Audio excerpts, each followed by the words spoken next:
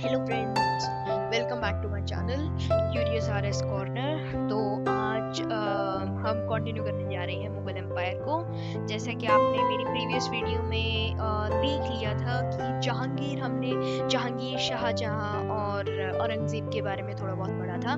तो चलिए अब हम आगे कंटिन्यू करते हैं। तो हमने प्रीवियस वीडियो थी, हमने उसमें यहाँ तक कवर कर लिया था। मैंने आपको बता दिया था कि औरंगजेब ने कैसे गुरिल्ला वॉरफेयर रची और 6 जाट और सतनावीस का उसे रिवोल्ट झेलना पड़ा। तो अब आगे हम कंटिन्यू करते हैं।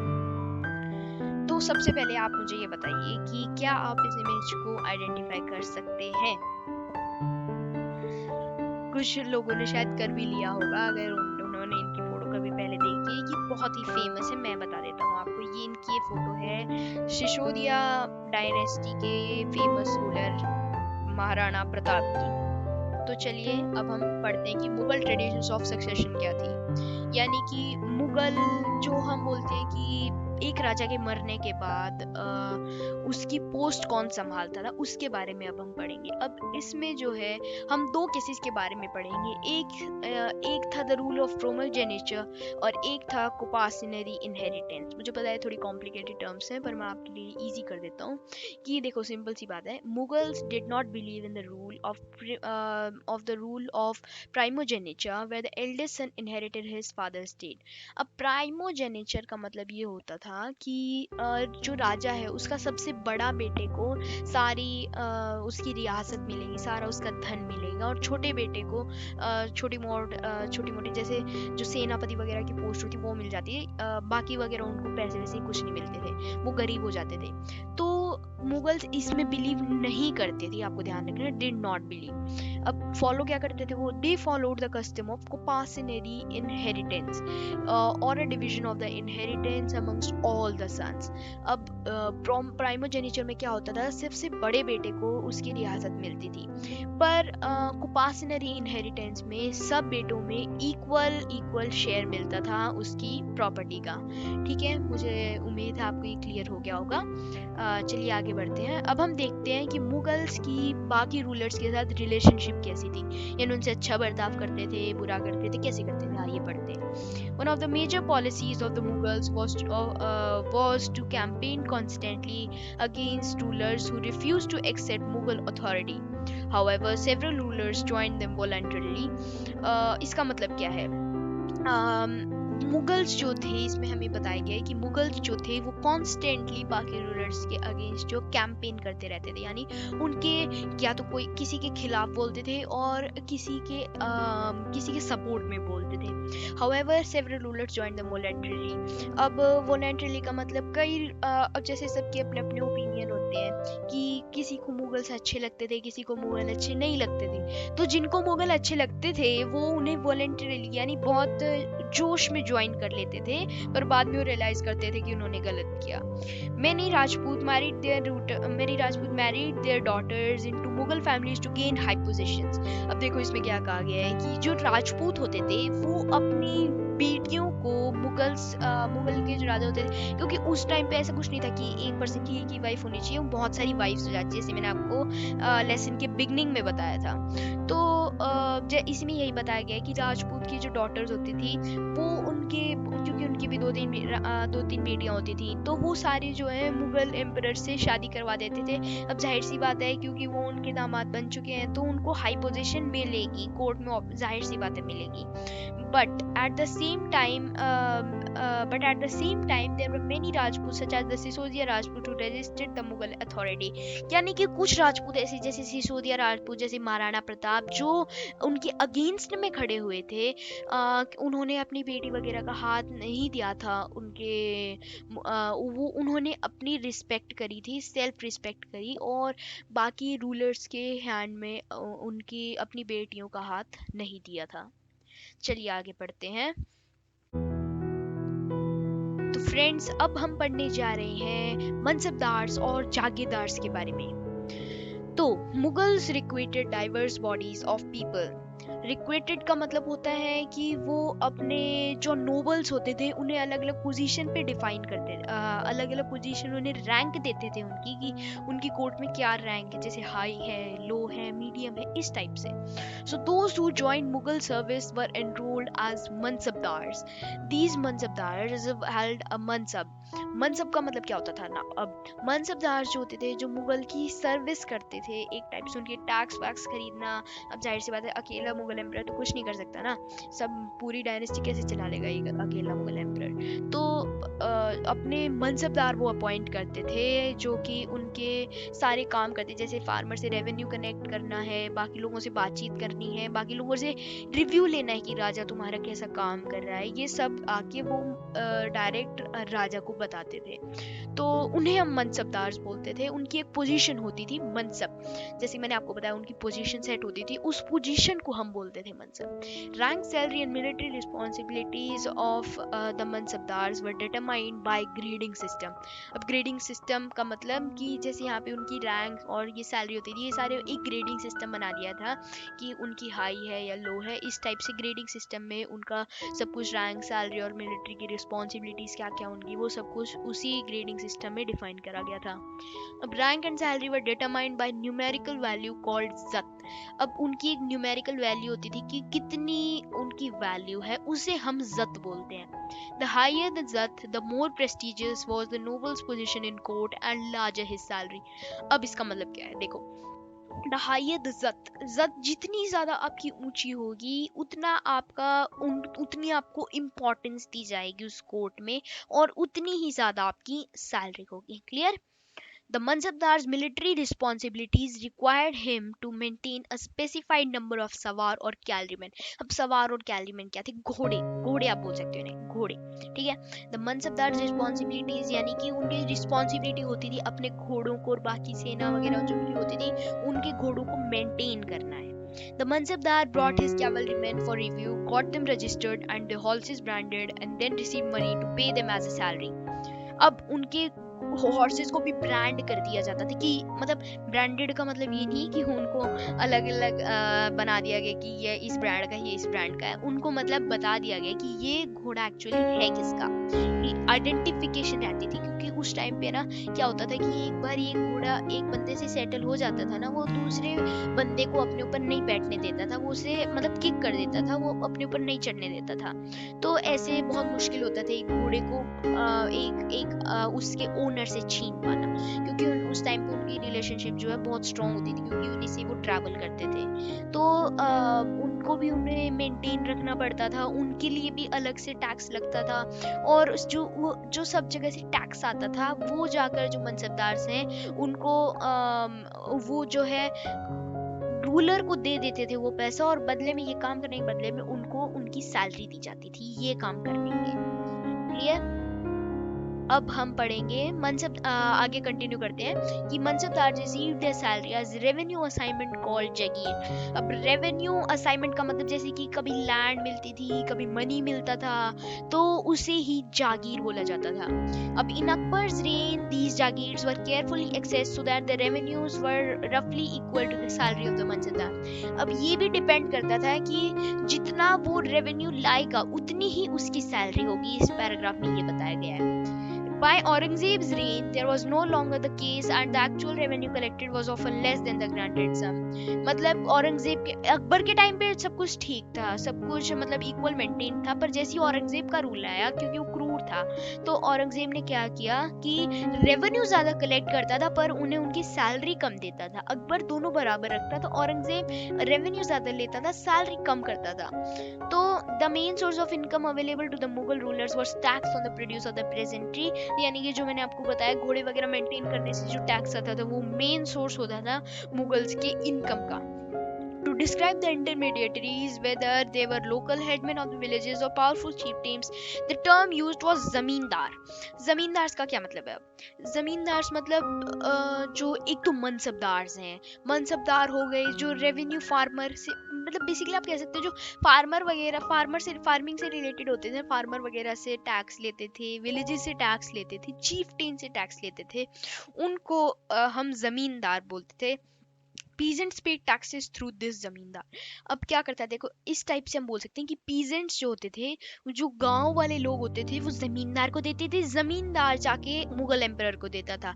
और जो घोड़े वगैरह का काम होता था वो मनसबदार रखते थे, और मनसबदार जाके राजा को देता था, और जमींदार और मनसबदार को राजा फिर उनकी सैलरी देता था। क्लियर? तो चलो अब आगे कंटिन्यू करते हैं। अब हम पढ़ेंगे टोडरमल के बारे में। अकबर्स रेवेन्यू मिनिस्टर टोडरमाई कैरीड, टोडरमाई लिखा है, हम कई बुक्स में आपको टोडरमल लिखा मिलेगा, कई जगह टोडरमाई लिखा मिलेगा, पर उनका एक्चुअल नेम टोडरमल था। Carried out a careful survey of crop yields, prices and areas cultivated for a 10 years period. अब उन्होंने उनका एक सर्वे निकाला कि कितना कितना टैक्स कलेक्ट हो रहा है, मतलब एक टाइप से उसकी निगरानी करी 10 साल के पीरियड के लिए, 1570 से 1580 तक। On the basis of this data tax was collected on each crop in cash. अब वहाँ पे उन्होंने कैश सिस्टम लगाना शुरू किया, वो कैश में डाटा कलेक्ट करते थे। Each province was divided into revenue circle with its own schedule of revenue rates for individual crops. This revenue system was called जब्त। अब एक रेवेन्यू सिस्टम चलाया गया जिसके अंदर की जो उनके रेवेन्यू रेट्स होते थे उन सबको मेंटेन रखा जाता था, उनकी जो क्रॉप्स होती थी इंडिविजुअल उन्हें मेंटेन रखा जाता था, और उसी रेवेन्यू सिस्टम को हम बोलते हैं जब्त। It was prevalent in those areas where Mughal administrators could survey the land and keep very careful accounts. This was not possible in provinces such as Gujarat and Bengal. तो इसका मतलब ये कि कई जगह जो है गुजरात और बंगाल में ये इस टाइप का ये रेवेन्यू सिस्टम जब्त नहीं पहुंच पाया था, पर जहाँ पे भी पहुंचा था ये बहुत बेनिफिशियल था। अब नेक्स्ट हम हाँ, तो नेक्स्ट हम पढ़ेंगे आईने अकबरी के बारे में। तो अबुल फजली बहुत आपने शायद पहले नाम सुना भी होगा। अबुल फजल जो था ये अकबर के कोर्ट का एक बहुत बड़ा नोबल था, मतलब जो अकबर के नवरत्न थे उनमें से एक नोबल था ये। Abul Fazl wrote a 3-volume history of Akbar's reign titled Akbarnama. Akbarnama उसकी वॉल्यूम लिखी थी, 3-volume history. The first volume dealt with Akbar's ancestors. Akbar के जो पूर्वज थे, अकबर के पूर्वज कौन थे, आपकी रिवीजन हो जाएगी अभी। अकबर के पूर्वज मैंने कौन कौन बताया थे प्रीवियस एपिसोड में, आप कमेंट करके मुझे आंसर दीजिए।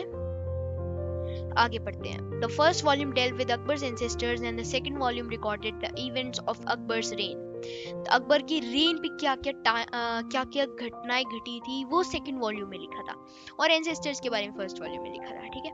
The third volume is the आईन अकबरी। अब आप कई लोग कंफ्यूज हो जाते हैं कि आईने अकबरी है या जो अकबरनामा है, आईने अकबरी में कंफ्यूज हो जाते हैं। तो मैं बता देता हूँ कि जो अकबरनामा है वो पूरी बुक है, उसको जो वॉल्यूम्स में डिवाइड किया गया, उसके थर्ड वॉल्यूम का नाम है आईने अकबरी। आगे बढ़ते हैं, आईने अकबरी क्या थी। It deals with Akbar's administration, household army, the revenues and the geography of his empire. It also provides rich details about the traditions and culture of the people living in India. अब जो India, मतलब basically आप कह सकते हैं इस पूरे paragraph में यही बात बताई गई है कि जो अकबर के आईने अकबरी थी उसकी अकबरनामा की, तो उसमें मेनली ये बताया गया कि इंडिया के लोग उस टाइम के कैसे रहते थे, लोग दुखी रहते थे, सुखी रहते थे, उनके जीने का क्या तरीका था, ये सब अबुल फजले उसकी तीसरी वॉल्यूम आईने अकबरी में कवर किया है। The most interesting aspect about the Ain-i Akbari is its rich statistical details about things such as crops, yields, prices, wages and revenues. अब इसका क्या मतलब है, तो इसका मतलब ये हुआ कि जो आईने अकबरी थी वो हमें ये बताती है कि उस टाइम पे क्रॉप्स का क्या प्राइसेस था, क्या यील्ड्स लिए जाते थे, क्या प्राइसेस थे, और वेजेस और रेवेन्यू कितना लिया जाता था। हम ये रेवेन्यू वगैरह के बारे में जो हमने पहले पढ़ा था, तो उसके बारे में भी यही बताया गया कि हमने किस तरह से रेवेन्यू कलेक्ट होते थे। हमें आईने अकबरी के थ्रू ही ये सब कुछ पता चल चुका है।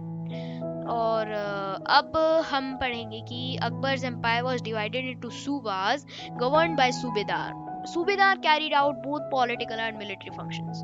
हाँ, तो Akbar's empire was divided into subas, यानी छोटे छोटे सेक्शंस में डिवाइड कर रखा था अकबर ने अपना एम्पायर कि ये सेक्शन इसका, ये सेक्शन इसका, ये सेक्शन इसका, इस टाइप से।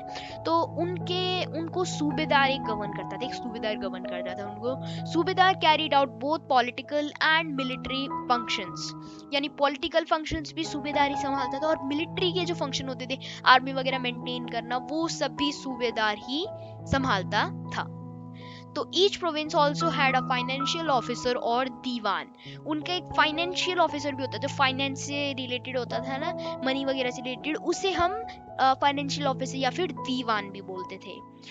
The Subedar was supported by other officers such as military paymaster, अब military paymaster को हम बख्शी भी बोलते थे, the minister in charge of religious and charitable patronage जिसे हम सद्र बोलते थे, military commanders जिसे हम फौजदार बोलते थे, and the town police commander जिसे हम कोतवाल बोलते थे। अब next, as a strong administrative function, Akbar established Sulh-e-Kul or universal peace which did not discriminate between people of different religions in his realm. अब अकबर ने ये एक नया धर्म बनाया था, सुल-ही-कुल, या जिसे हम यूनिवर्सल पीस भी बोलते हैं, which did not discriminate between people of different religions in his realm, यानी कि जो सबको इक्वल मानता था, while it was focused on a system of ethics, honesty, justice and peace that was universally applicable. While Akbar was at Fatehpur Sikri, he started a discussion on religion with the ulemas, brahmanas, Jesuit priests, and who were Ramanic Catholics and Zoroastrians. अब इनसे उन्होंने discussion करी और उसे पता चला कि Akbar these decisions took place in Ibdat Khana. Next point important है. Akbar realized those religion scholars emphasized rituals and dogmas were often by gods. अब डोगमा मतलब जो किसी धर्म के अपोज में बोलते थे, और बाई गॉड्स यानी जो उनको मानते थे। तो उनकी जो डिस्कशन हुई वो इब्दत खाना में हुई थी। ठीक है, अब हम नेक्स्ट चलते हैं। तो ये इस इमेज में दिखाया जा रहा है, ये एक टाइप से एक वॉर की इमेज है। तो अब हम पढ़ेंगे मुगल्स 17th सेंचुरी के बाद कैसे थे। The administrative and military efficiency of the Mughal empire led to great economic and commercial prosperity. The Mughal emperors and their mansabdar spent a great deal of income on salaries and goods, यानी उन्होंने अपना बहुत सा income लगाया था सैलरीज और goods के ऊपर, यानी सामान के ऊपर। Mansabdar receive the salary as revenue assignment, जिसके बारे में पहले ही पढ़ चुके हैं। The main source of income to Mughal rule was the tax received on produce of the peasantry, यानी फार्मर्स वगैरह पे जो टैक्स आता है वो बहुत इंपॉर्टेंट था मुगल्स के लिए, जिसे मैंने आपको बताया। The wealthier peasantry and artisan groups, the merchants and bankers profited in the economic world, यानी बहुत सारे मर्चेंट्स वगैरह को इससे प्रॉफिट हुआ था क्योंकि बहुत सारा ट्रेड उन्हें मिलता था इससे। Primary producers however lived in poverty. By the end of the 17th century, the authority of the Mughal Empire declined, which gave rise to many independent provinces like Hyderabad and Awadh. यानी कि इसमें बताया गया last 2 points में कि जो primary producers यानी जो नॉर्मल खेती वगैरह करते थे बेचारे, जो हमारे फार्मर्स थे उस टाइम के, जिनसे टैक्स लिया जाता था, वो फिर भी गरीबी में रहते थे। By the end of the 17th century the authority of the Mughal empire declined, यानी कि 17th सेंचुरी के एंड से मुगल्स जो है डिक्लाइन होना शुरू हो गए थे, उनके एम्पायर खत्म होना शुरू हो गया था। और जिससे कि मैनी इंडिपेंडेंट प्रोविंसेस यानी कि अलग अलग स्टेट ज़्यादा ग्रो होने लगी थी। अब जब तक मुगल रूल करते थे तब तक कोई स्टेट इतना ग्रो नहीं हो पाता क्योंकि मुगल उसे हरा देते थे, पर लास्ट के रूलर थे हमारे इतने कमज़ोर थे मुगल्स के, औरंगजेब वाले, कि उनके बारे में हमें इतना नॉलेज भी नहीं है क्योंकि उनके बारे में किसी ने नहीं लिखा, क्योंकि वो इतने पावरफुल नहीं थे। फिर भी किसी किसी के बारे में नॉलेज है हमें, हिस्टोरियंस हमें बताते हैं, जिसके बारे में हम किसी और वीडियो में कवर करेंगे। And gave rise to many independent provinces like Hyderabad and Awadh, जैसे कि 2 सिटीज़ हैं हैदराबाद और अवध। तो वहाँ के जो रूलर्स थे उनको ज़्यादा एक टाइप से आप कह सकते हो ज़्यादा अपॉर्चुनिटीज़ मिल गई, ज़्यादा मौका मिल गया ग्रो करने का। तो इसी के साथ हम कंप्लीट करते हैं अपना चैप्टर मुगल एम्पायर। अगर मुझे उम्मीद है आप सबको पसंद आया होगा। अगर आया तो please like share and subscribe, also share my videos and या थैंक्स फॉर वॉचिंग।